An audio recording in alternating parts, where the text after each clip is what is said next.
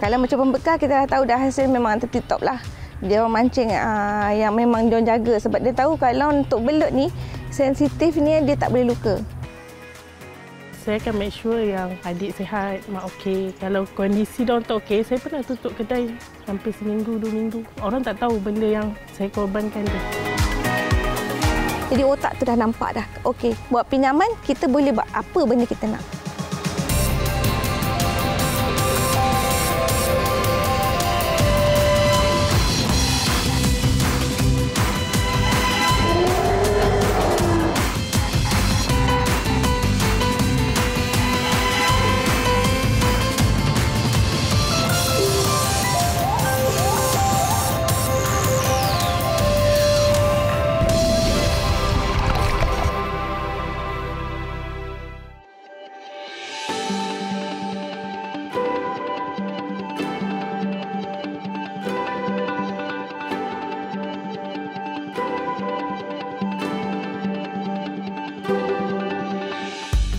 Skinchan, sebuah pekan kecil di daerah Sabak Bernam, Selangor. Ia terkenal dengan lataran sawah padi yang terbentang luas. Tidak hairanlah ia turut digelar Jelapang Padi Selangor. Sawah yang menghijau bukan hanya mendatangkan rezeki buat sang petani, tetapi juga kepada insan seperti Muhammad Izwan Syarani dan abangnya Muhammad Hafiz Syarani. Mereka antara masyarakat tempatan yang arif tentang keberadaan belut di sekitar sawah padi ini. Belut sawah gemar dengan persekitaran sebegini di mana air tawarnya cetek dan bersih. Ia juga haiwan hermafrodit, lahir sebagai spesies betina dan bersarang di lubang untuk meletakkan telurnya pada buih air cetek. Dalam peningkatan usia dan ketika kekurangan belut jantan, ia kemudiannya bertukar jantina. Jumlahnya yang banyak di sawah padi Skinchan memberi ruang Izwan dan Hafiz meraihnya untuk diniagakan. Antara mereka yang memerlukan bekalan belut yang berterusan ialah pasangan Azurina Kecak dan suami Nasiruddin Ngadi. Mereka antara peniaga juadah berasaskan belut di Pekan Skinchan.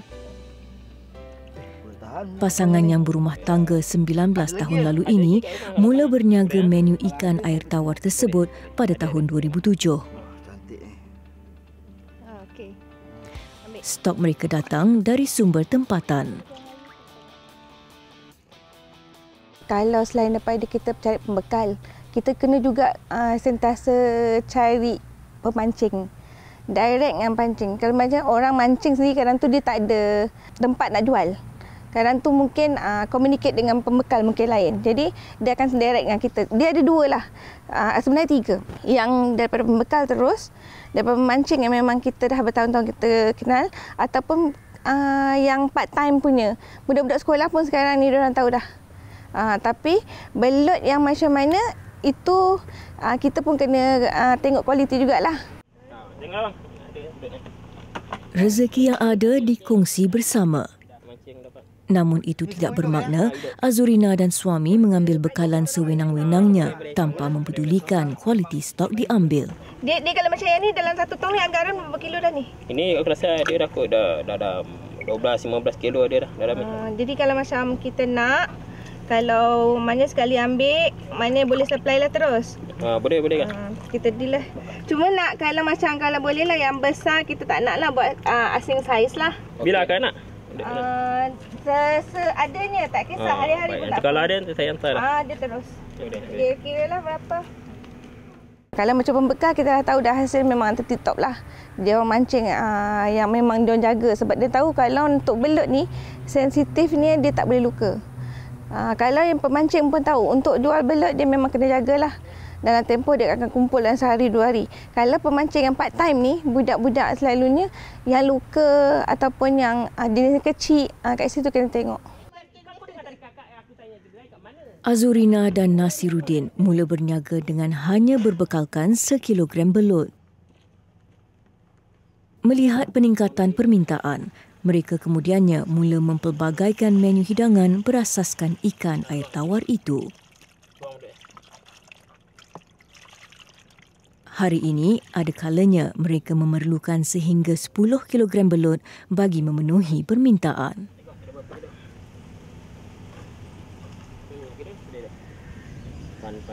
Okey. 8 kilo, 8 8 eh? Ha, Okey. 8.8. 8.8. Jadi semuanya 11 kilo 500. 11 kilo 500. Okey. Boleh buat Okey, jom pergi. Jangan lupa 2 hari lagi saya datang. Jaga.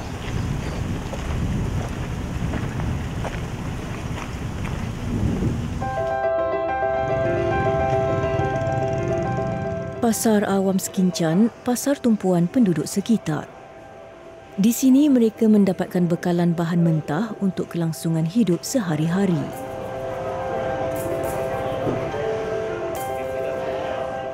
Nur Anis Sahlan antara penduduk Sekincan yang sering membeli belah di pasar awam ini. Berusia 34 tahun, Anis seorang usahawan yang menjual hidangan pagi dan tengah hari di Sungai Leman, Sekincan. Penjagaan kualiti makanan dihidang membawanya ke pasar ini setiap pagi untuk mendapatkan bekalan barangan segar. Anis sebelum ini bekerja sebagai juruwang di sebuah kedai serbaneka. Keadaan hidup memaksanya pulang ke kampung halaman dan membuka perniagaan sendiri. Family kita orang ni memang semua abang saya, abang-abang saya, ada beberapa orang memang buat bisnes makanan. Jadi terinspirasi juga kot dengan diorang. Dengan arwah kakak saya pun memang dia meniaga makanan. Memang diorang banyak bisnes catering.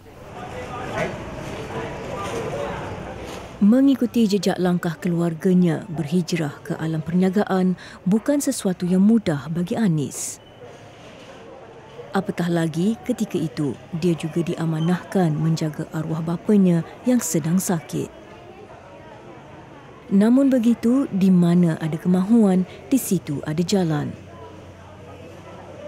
Anis tekad untuk mengharungi ranjau berduri dan melakukan sehabis baik untuk membahagi masa di antara perusahaan kecilnya dan keluarga di rumah.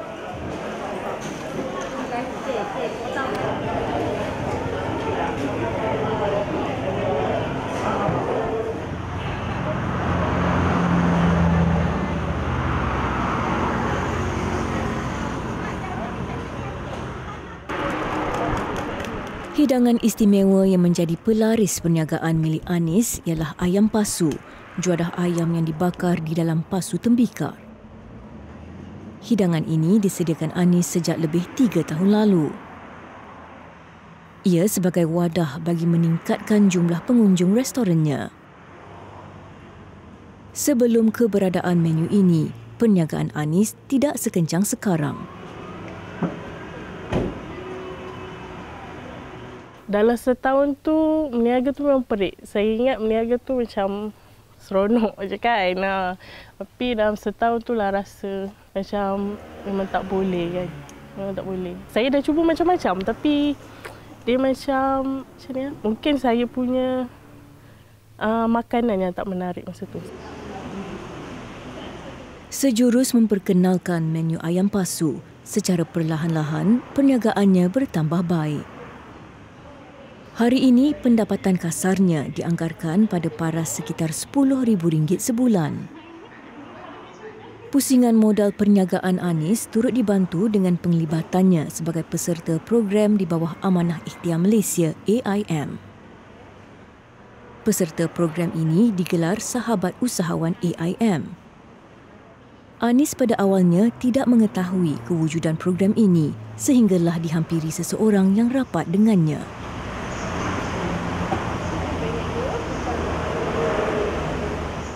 Daripada kawan Anis. Dia pun sahabat AIM. Masa tu dia ajak Anis lah. Dia kata Anis ada bisnes. So Amanah Ikhtiar ni dia tak macam, dia mudah lah, mudah cepat. Dia tak complicated sangat kan. Lepas tu cuma dia kata luangkan masa setiap hari Isnin pergi mesyuarat. Lepas tu mula macam ada ke masa tu kan. Tapi saya berfikir jugalah. Tapi dia kata datang dulu. Okay, bila saya datang, okay, saya bolehlah follow tu. Sebab dia punya meeting pun tak lama.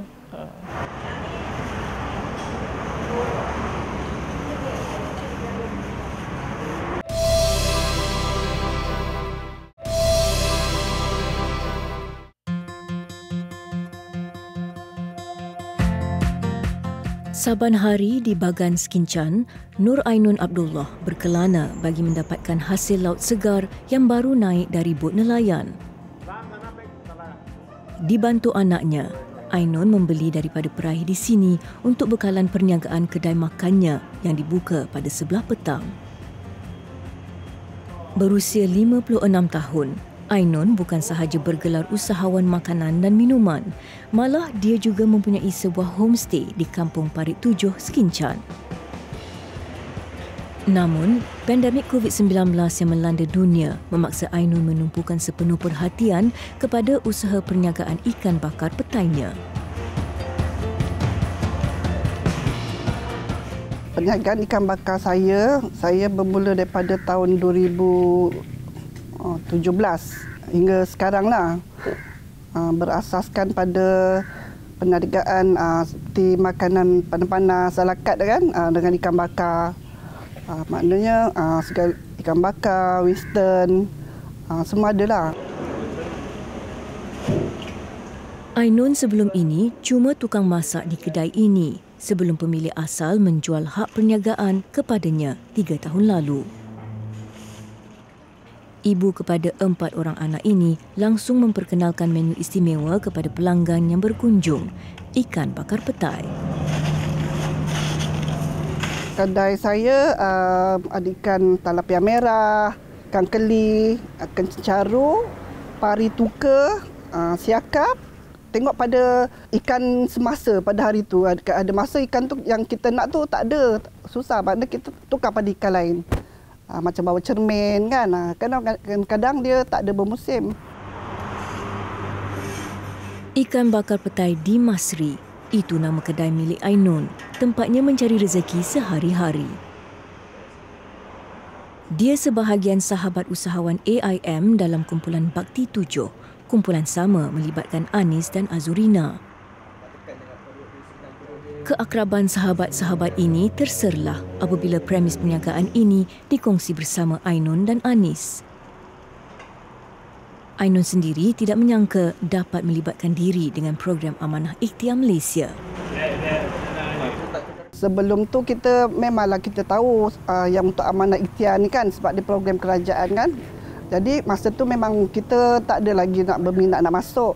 Tapi daripada sahabat yang datang cari sahabat baru, dia terangkanlah macam Amanah Ikhtiar ni ada kelebihan dia macam-macam. Lepas tu macam kita tertariklah, lagipun kita berniaga masa tu kan. Jadi kita nakkan modal yang macam segeralah modal tu kan. Yang senang proses dia, tak ada banyak masalah. Jadi macam tertariklah. Daripada situ saya masuk jadi sahabat Amanah Ikhtiar. Sahabat usahawan Amanah Ikhtiar Malaysia seperti Ainun berpeluang menikmati beberapa program pembiayaan di bawah skim pembiayaan ikhtiar. Ini termasuk skim I Muda, I Mesra, I Sri Kandi dan I Sejahtera. Selain itu, terdapat juga skim I Bestari, I Wibawa dan I Penyayang yang masing-masing punya matlamat pembiayaan berbeza. Untuk perniagaan yang ikan bakar ni, saya buat pertama dia memang modal lah. Modal kedai makan kan besar kan, tinggi kan. Ikan bakar kita untuk beli-beli barang-barang basah, modal untuk barang-barang kering, macam itulah. Modal pusingan yang dipinjamnya inilah yang menjadi azimat berharga bagi Ainun untuk membangunkan perniagaan ikan bakarnya ini. Itulah objektif Amanah Ikhtiar Malaysia yang diasaskan Profesor Dr. Syukur Kasim dan Profesor David Gibbon dari Universiti Sains Malaysia pada 17 September 1986. Selebihnya atas usaha dan kreativiti seseorang sahabat itu. Ainun sendiri mengambil langkah untuk mempelbagaikan juadah ikan bakarnya. Kepelbagaian ini bagi Ainun mampu menarik lebih ramai pelanggan.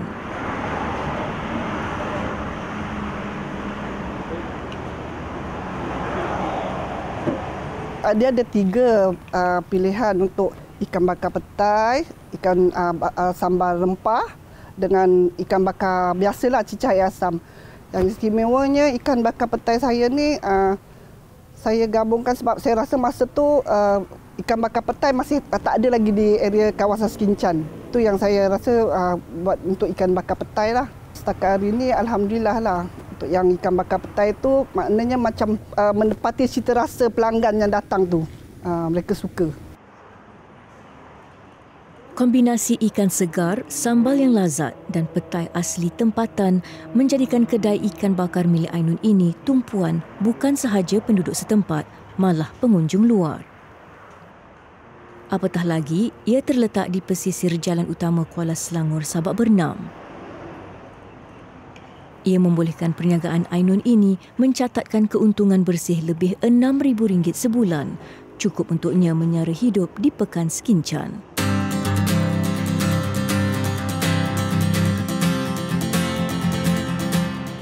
Pasir Panjang, Sabak Bernam, Selangor. Di sini terletaknya salah satu pejabat cawangan Akademi Memandu Indah Sabak. Ia dimiliki Fauziah Saimin dan suami. Mereka bertanggungjawab menjadi orang tengah di antara calon ujian memandu dan Jabatan Pengangkutan Jalan JPJ.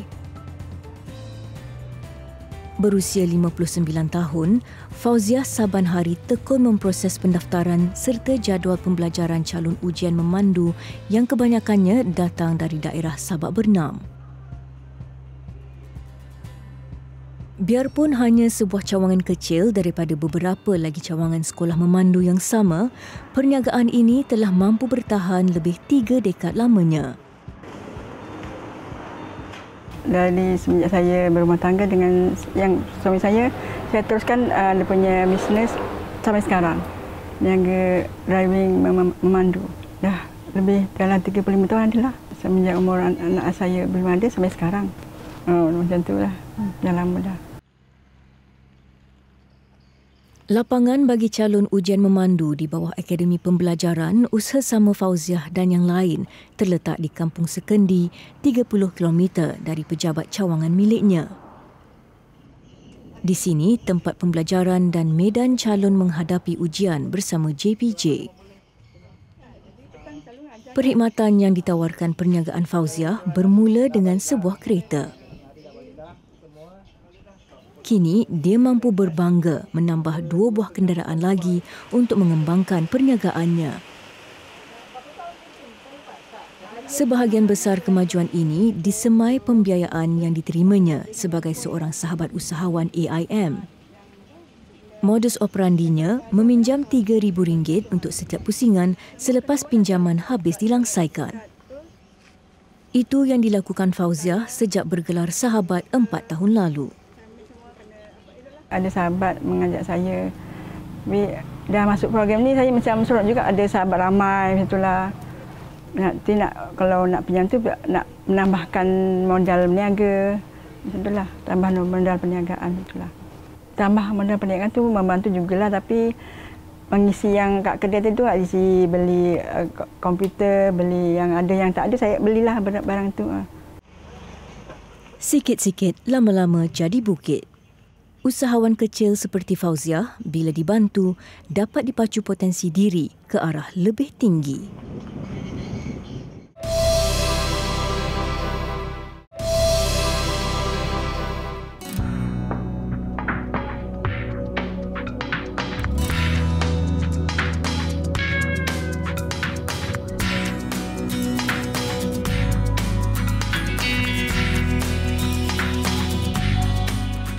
Di Rizab Selamat, Parit 7, Sekincan, terletak sebuah homestay milik seorang usahawan wanita.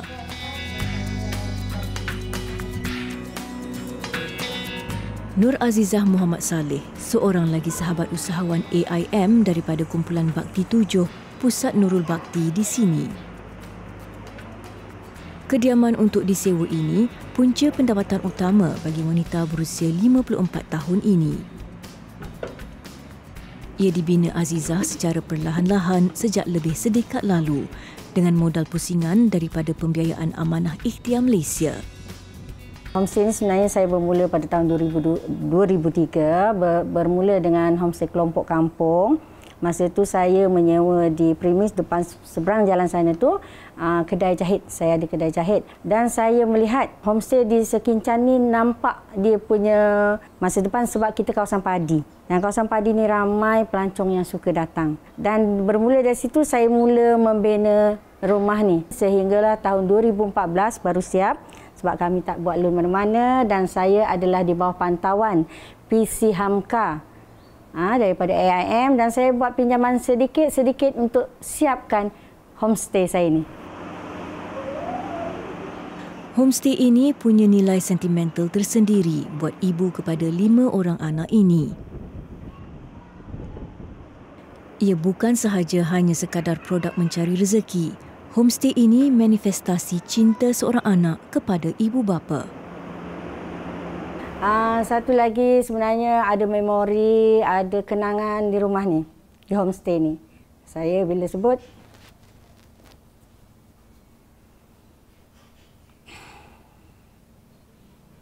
saya akan iba.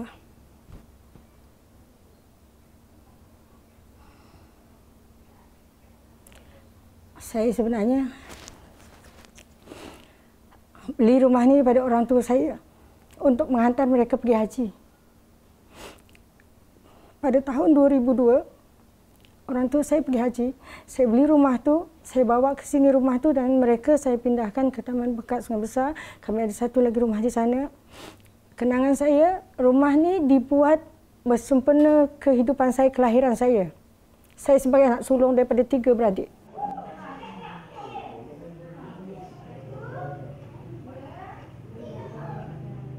Kenangan itu yang cuba dikekalkan Azizah di kediaman sewa miliknya ini. Struktur dan hiasan yang masih utuh diletak semula Azizah dan dikongsi bersama pelanggan. Hiasan dan perabot baru dibeli dan dihamparkan sedikit demi sedikit dengan pembiayaan daripada AIM. Dia mula menyertai program itu sejak tahun 2012. Banyak faedah yang dapat dilihat Azizah bagi usahawan wanita seperti dirinya. Selama saya menjadi sahabat daripada tahun 2012 tu, yang saya nampak satu adalah proses pinjamannya cepat, mudah. So kita tak perlukan banyak dokumen untuk kita sediakan.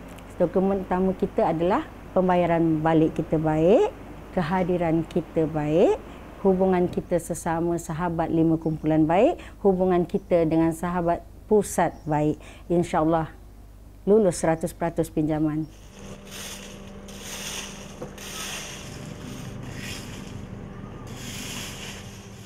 Hasil usaha Azizah menguruskan perniagaan homestaynya ini dibantu dengan pembiayaan AIM membolehkannya menyara kehidupan dengan selesa kini.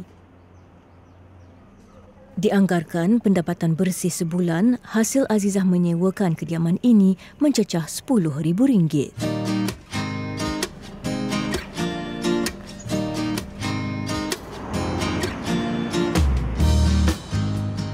Sementara itu, di warung makan di Lesung Sup Belut, Azurina sedang sibuk menyang dan membersihkan bekalan belut yang dibelinya pagi tadi sebelum dapat dimasak dan dihidang kepada pelanggan. Sebagai sahabat usahawan AIM, dia sebahagian usaha agensi ini untuk mengurangkan kemiskinan luar bandar dengan menyerahkan hak kredit mikro kepada golongan miskin bagi membiayai apa sahaja usaha untuk meningkatkan pendapatan. Azurina sendiri merasa bertuah dapat menjadi sebahagian wanita yang dipayungi AIM.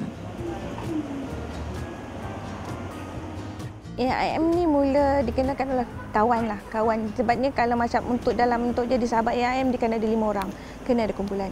Jadi kebetulan kawan tu mencari kawan untuk lengkapkan dia di 5 orang. Jadi 2010 saya masuklah dekat Parit 7 dalam kumpulan 12. Kumpulan pelengkaplah Nurul Bakti.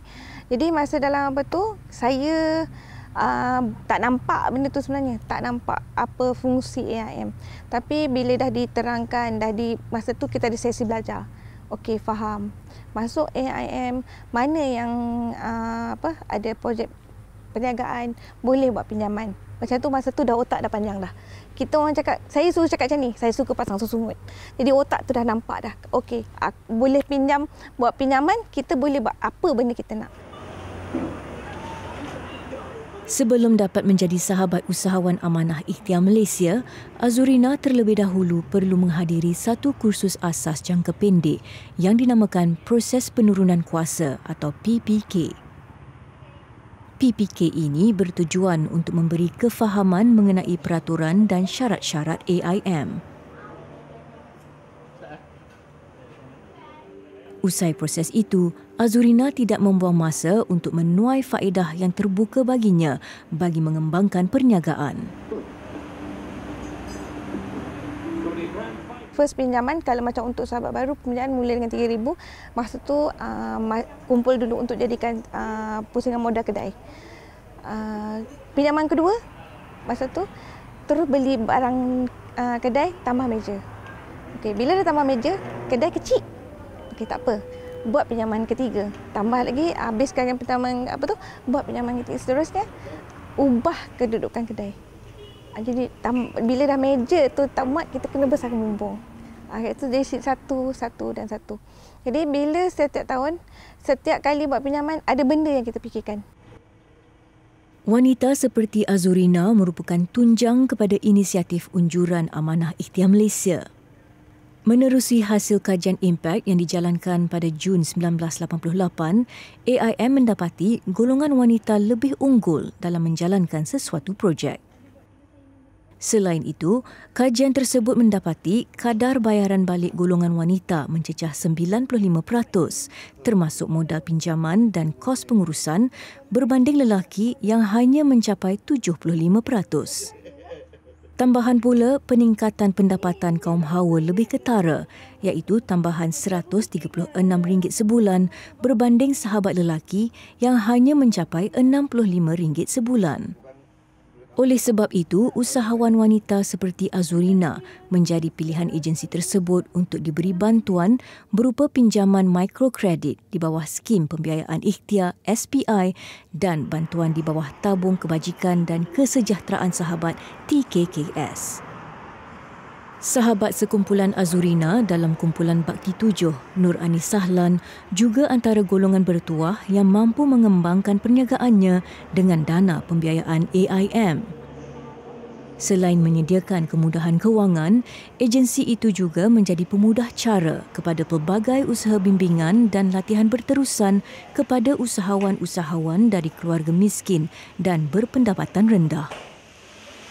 Anis sendiri sebagai usahawan muda yang boleh dikira baru berjinak dalam dunia perniagaan menghargai usaha ini. Baginya, peluang untuk memperkasa sosioekonomi diri dan keluarga perlu dirangkul sebaik mungkin. Lebih-lebih lagi, ia tidak hadir dengan mudah. Kita adalah rasa macam ada ke nanti masalah kan untuk orang tak bayar kan. Tapi bila dah serta ini, tak ada masalah pun untuk benda tu lah. Bagi untuk Anis pula lah, untuk bayar setiap minggu tu, bagi Anis lagi bagus. Daripada kita kena bayar satu bulan sekali kan. Bayar mingguan ni, bagi Anis lagi bagus lah untuk peniaga macam kita ni kan. Lama-lama, Anis okey je sebab sepanjang ni pun tak ada masalah lah untuk orang bayar. Semakin hari, perniagaan Anis semakin mendapat tempat di hati pengunjung. Nasi ayam pasunya manifestasi kepada kesungguhan diri wanita ini untuk sentiasa memperbaiki kualiti dan kepelbagaian produk yang didagangkan. Ia secocok dengan misi AIM itu sendiri yang mahu memantapkan modal insan sahabatnya melalui penerapan budaya pembelajaran, keusahawanan dan inovasi yang berterusan.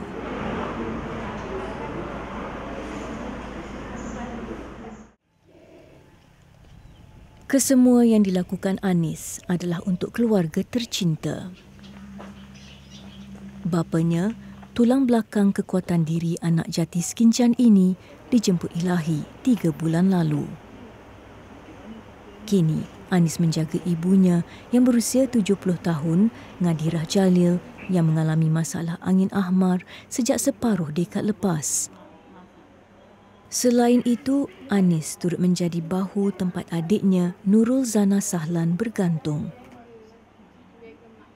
Zana mempunyai masalah epilepsi yang kadangkala menyebabkannya terkena sawan teruk yang memerlukan perhatian rapi. Kesemua amanah ini digalas dengan sedaya mungkin oleh Anis. Meninggalkan kerja tetap dan menceburkan diri dalam bidang keusahawanan, pengorbanan yang perlu dilakukannya. Namun, dia juga manusia biasa, tidak lari daripada penurunan upaya.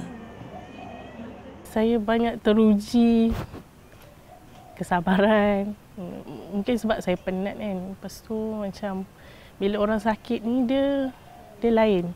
Dia memang lain. Dia macam nak perhatian lebih. Kita cakap nada kita tinggi sikit pun tak boleh kan. Dia macam salah faham dengan padahal kita tak ada apa pun kan. Mungkin sebab kita penat dan nada kita lain. Saya banyak masalah macam tu lah. Macam gangguan emosi saya. Gangguan emosi yang dialami Anis perlu dilupakannya kerana ibu dan adik memerlukan belayan dan kasih sayang yang didambakan. Kecekalan Anis turut terbit daripada perasaan ingin membuktikan sesuatu. Dia mahu menutup mulut masyarakat sekeliling. Untuk itu, Anis perlu tabah mengharungi dugaan. Sebab Abah dah tak ada yang saya tinggal 2 orang yang saya kerja kan. 2 orang banyak kata saya lepaskan tanggungjawab lah. Tapi saya tak lepaskan pun. Saya akan make sure yang adik sihat, mak okey. Kalau kondisi diorang tak okey, saya pernah tutup kedai hampir seminggu, 2 minggu. Sebab kondisi diorang tak okey. Tapi untuk orang tak tahu benda yang saya korbankan tu. Yang dia nampak, okey, Anis sibuk kat kedai. Tapi kita pun ada kehidupan kita kan. Orang bercakap sampai saya rasa saya hampir tutup kedai selepas arwah abah saya tak ada. Sebab orang semua bercakap kan. Saya slow atasi benda tu. Macam ni saya nak kena buat. Okay, macam itulah salah satu saya kena tengok adik saya sihat atau tak. Sebab dia actually boleh je tolong saya tengok mak, bagi makan mak boleh. Tapi kalau dia tak sihat memang dia tak boleh kan. Jadi kalau dia tak sihat memang saya tak berniaga lah. Anis, nama yang penuh makna, teman setia. Kesetiaan kepada keluarganya tidak berbelah bahagi. Membahagikan masa di antara menjaga ibu, adik dan berniaga memerlukan titik tengah yang seimbang. Cabaran yang diturunkan Allah juga datang dengan rahmat tersendiri. Rahmat yang memberi kekuatan luar biasa buat diri. Bagi Anis, hanya usaha berterusan dapat membawanya ke lembah hidup lebih baik.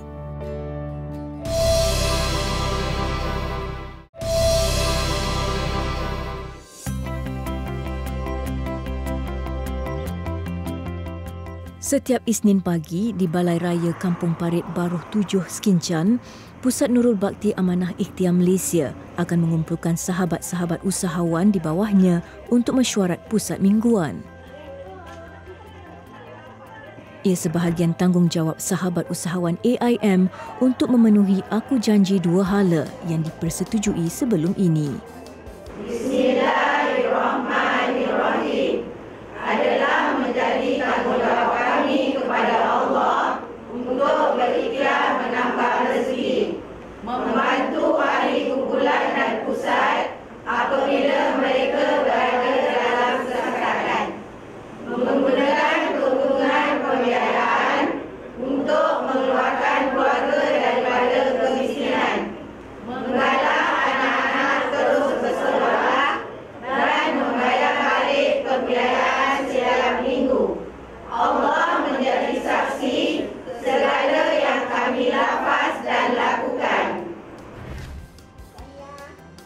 Mesyuarat pusat mingguan bertujuan untuk menanam sikap dan rasa kebertanggungjawaban selain ruang untuk bertukar pandangan, masalah dan membayar balik pembiayaan.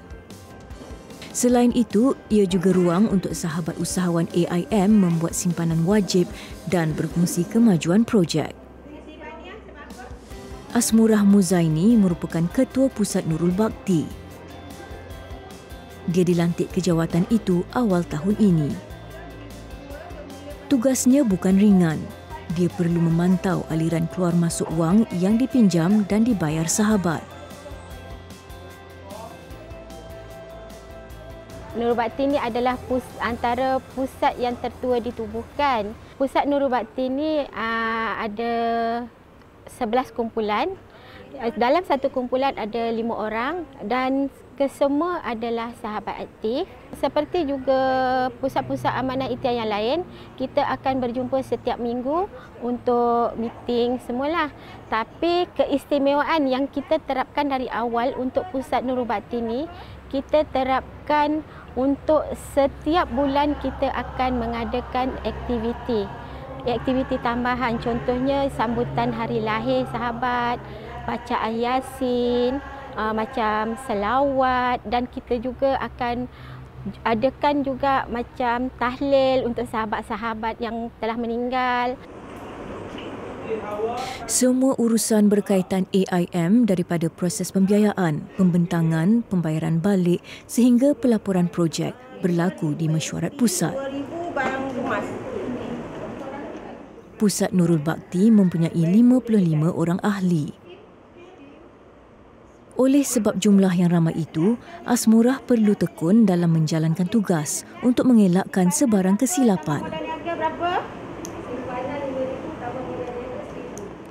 Selain itu, menguruskan ahli daripada pelbagai latar belakang memerlukannya memahami perwatakan setiap seorang ahli tersebut. Dari segi disiplin, alhamdulillah, before this bukan tak ada masalah. Ada masalah, tapi kita tangani bukan secara paksaan. Kita galakkan sahabat ini meminjam setakat kemampuan. Untuk sahabat yang memerlukan modal besar apa semua, kita tetap akan semak dia perniagaan dia, sebab kebanyakan sahabat Nurul Bhakti memang sahabat lama. Jadi insya-Allah, lepas tu tentang bayaran, kita bagi memang kita tahu kemampuan dia. Setiap minggu, terutama start hari Jumaat macam tu, kita akan ada grup WhatsApp, kita akan ingatkan sahabat-sahabat mana yang belum bayar atau terlupa, kita akan ingatkan. Alhamdulillah, setakat sekarang ni memang pasal bayaran tak ada masalah. Kumpulan Bakti 7 yang dianggotai Anis, Azurina, Fauziah, Azizah dan Ainun salah satu kumpulan yang bertapak di Pusat Nurul Bhakti. Hubungan antara mereka berlima umpama keluarga, saling menyantuni dan menghormati kebolehan serta kekurangan satu sama lain. Selain itu, gabungan perniagaan yang berbeza membolehkan mereka mendapatkan ruang baharu untuk mengembangkan perniagaan. Itu keunikan yang sebenarnya susah juga kita nak dapat di kumpulan lain sebab kami ada kombinasi. Kalau misal kata customer saya nak lihat macam mana proses cari belut. Katalah dia orang order sup belut dengan Azul, macam mana proses jumpalah Azul. Jadi dekat situ kita ada chemistry. Dan insya-Allah doakanlah mudah-mudahan sahabat kami ni kekal macam tu. Tidak ada persengketaan apa setakat ni, alhamdulillah.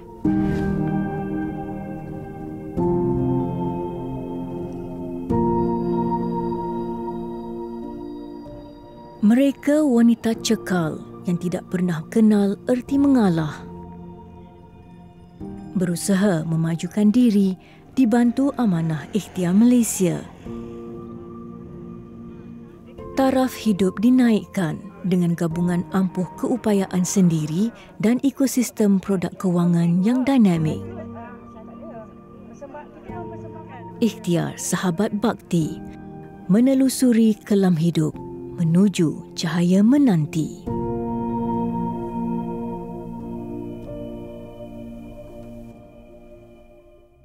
Kami daripada Kumpulan Bakti 7, Pusat Nurul Bakti Cawangan Barat Laut Selangor ingin mengucapkan ribuan terima kasih kepada pengarah urusan Encik Syamil Aziz, semua pegawai cawangan, cikgu-cikgu, ahli kumpulan serta sahabat-sahabat Amanah Ikhtiar Malaysia.